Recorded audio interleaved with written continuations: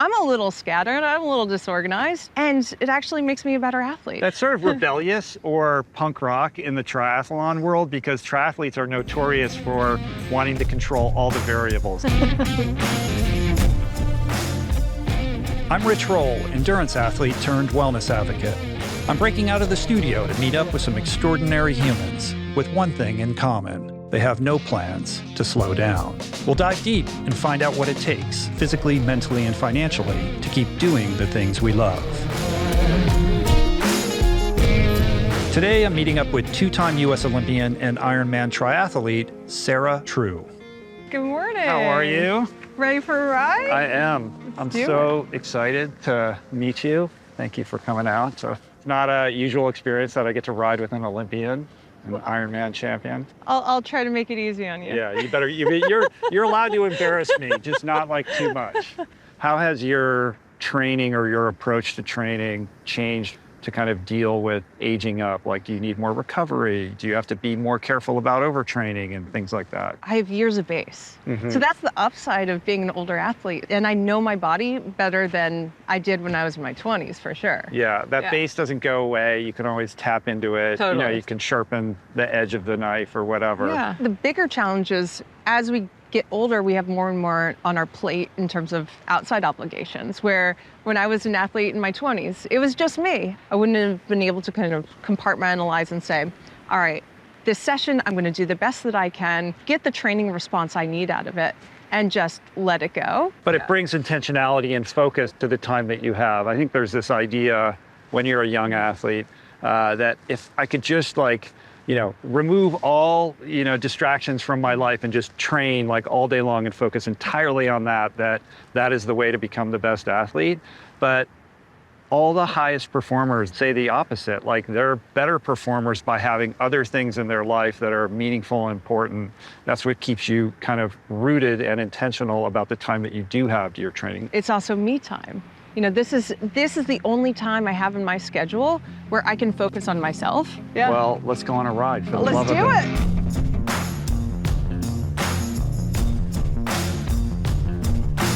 I didn't even get into triathlon at that late stage in life for any kind of performance reasons. Yeah. I wanted to feel good in my body again. Yeah.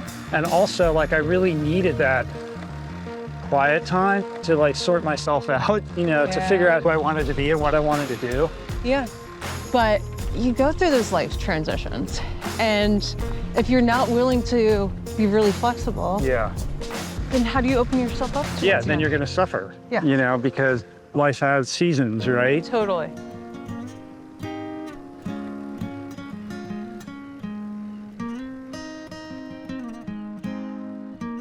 The story you told me about feeling disappointed after not medaling at the Olympics, when the Olympics wasn't even this big childhood dream that you had. And it made me realize that it's all a story, right? Oh, totally. We create these stories that then lead to our own unnecessary suffering over what really, Yeah, absolutely. I never thought I could make the Olympics. I made it. And then it's, okay, I want to get a medal, and I don't get that. And it's this feeling that I am a failure, that I had let everybody down around me, that I had let myself down, when really, 5 years ago, it wasn't even on my radar. So what is the story that you're trying to tell now as a mom, as an elite athlete, as a mental health advocate? Oh, geez, what's my story? I think just approaching health so holistically, that you have to take care of all the different parts, because it has an impact not just on you, but on everybody around you. And right now, I'm in this phase of wanting to really help other people in that journey, while also attending to my own needs. Let's not get that wrong. Yeah, I think this upcoming chapter is, how do I take care of myself while taking care of other people? I've struggled with depression. I use sport as a way to kind of keep myself balanced, but also acknowledging that there have been really tough periods where it hasn't helped. The sport hasn't been enough, that I've needed outside help. So in 2017, I went through a really low period of, extended period of depression. I got out of it realizing just how privileged I am and yet how fragile at the same time life was.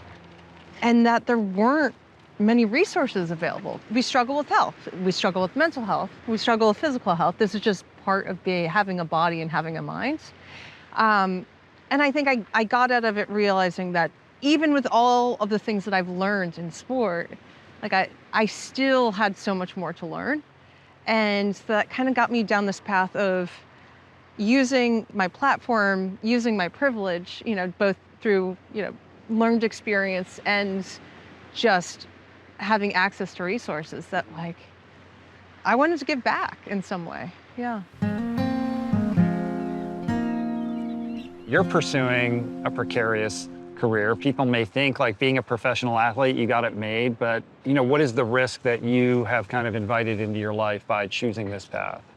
As a younger athlete, if I had an injury, it would feel devastating to me. But now that, I'm a mom and my race winnings are a significant part of our income. If I can't race because something goes wrong, it's not just about me anymore. As I've gotten older, I realized that my inability to train and to race, it affects more than me. It affects my entire household. You have to grow up and be an adult.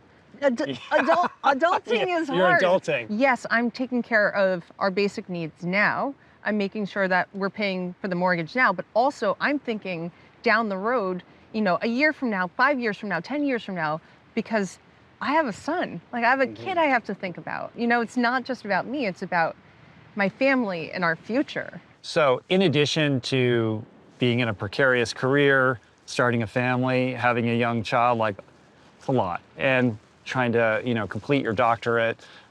Is there anything that has made you think more urgently about how you're planning for the future? This summer was really hard for me because a good friend, she's a mother of 3, she's in my program with me, had a brain aneurysm and she's been in a coma. She's still in the hospital. I think seeing the impact of her experience, both obviously on her, but on the people around her, her family, her kids, has been really hard. Just all of a sudden, this completely unexpected thing happens. It made me realize just how precarious all this is. Yeah. How precarious fragility life of is. life. It's fragile. We're all vulnerable on some level. One thing that you've done very intentionally and consciously is already set up what your next chapter and what your next career is going to look like. I don't have, millions of dollars saved up. If we hadn't planned for years in advance of this, I wouldn't be able to do this. I'd be thinking, what's the next job? And what are some of those things? When you think about how can I protect myself and my family against, the unknown unknowns or these types of vulnerabilities? Are you putting money away every month? Can you save? And are there other financial avenues that you're exploring to kind of, allow yourself to sleep soundly at night? Oh yeah, so really, I think we have a two-prong approach. One is we try not to spend, more than we need to. And then, the money that we do have, we're really careful with. So we make sure that, we're thinking longer term. We're thinking about insurance. That's a huge part of us. Mm-hmm. We're thinking about, okay, our retirement savings and trying to grow that. So I think it's really two things, what's going out and what comes in. Let's make sure we maximize what we have there. So where are you at in your life right now? I'm in this really cool transition phase. I'm in the space where I'm still getting to do this job I love. I get to be a professional athlete while also preparing for what's next. The Venn diagram of Sarah's life. I'm in that little middle section. And a mom. And a mom. What an incredible human being. Spending the day with Sarah True was so inspiring. To connect with someone who throws her whole being into something and hear the clarity she brings choosing the path, assessing the risk, and going for her dreams.